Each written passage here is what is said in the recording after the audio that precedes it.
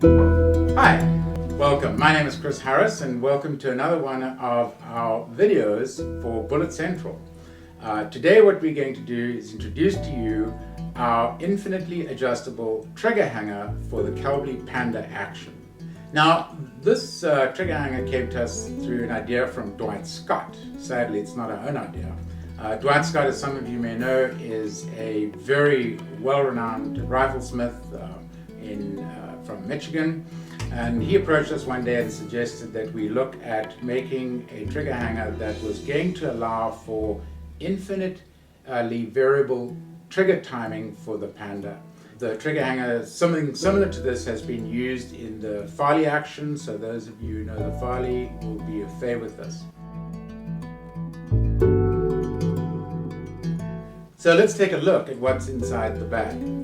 You get the trigger hanger itself, some cross pins to support the trigger, a set screw to adjust the timing, and two new fasteners to fasten the trigger hanger to the action.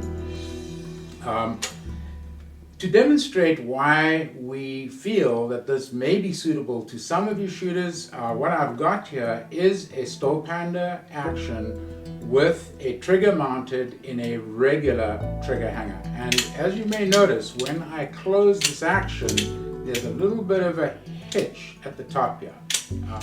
And the problem to some with that is that when you close this and you get that more violent move, the gun can become unsettled in the bags while you're shooting, which is not good for repeating your accuracy. So what I will do is remove this trigger and its hanger from the action quickly. Just remove these two set screws, two fasteners, not set screws. And let's take a look at the infinitely adjustable trigger hanger that we supply. You can see the slot for the cocking piece to slide through, and in the front and the back of the trigger hanger we have slots rather than holes, as you would see in the standard hanger. So this would allow us for that adjustment. And then further in the front of the trigger hanger we've got this tiny little set screw that acts as a stop, so that when this is placed in the action we can time the trigger and trigger hanger to our liking.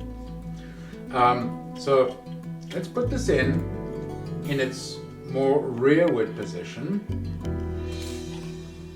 Fasten it down.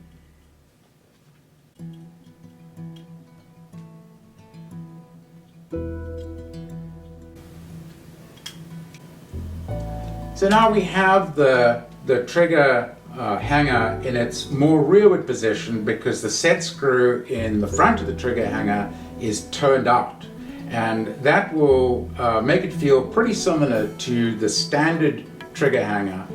So let's put the bolt in and see how that feels. We have that, what we call cocking on closing again, and the same effect as you would have in with a standard trigger hanger. So let's take the trigger out again. Just loosen these up here.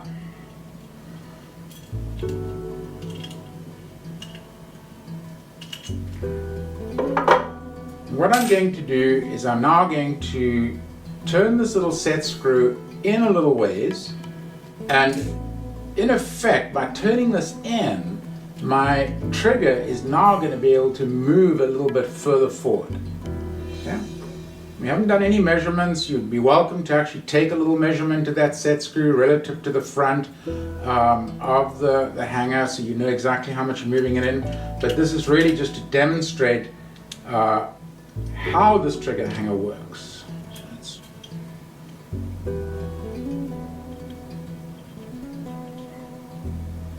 Let's put the bolt back in. And you'll notice now when I'm closing, there's just a little bit less cocking on closing. So let's say that isn't enough yet. As we said, this is an infinitely adjustable trigger hanger. So I'm going to take this out here once more. And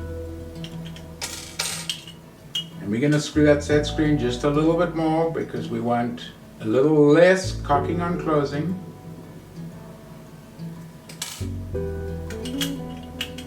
Put this back in.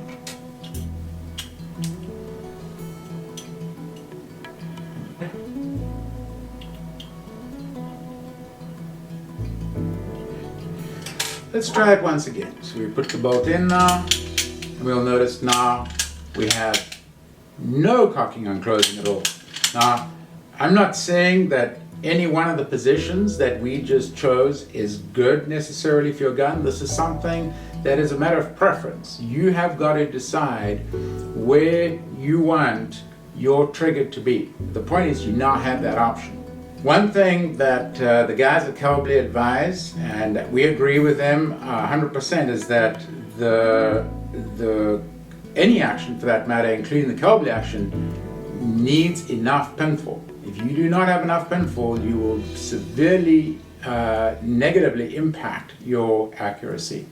Obviously, you know, this trigger hanger is designed to get rid of that cocking on closing, but you have to come up with a happy balance between, you know, too much cocking and too little.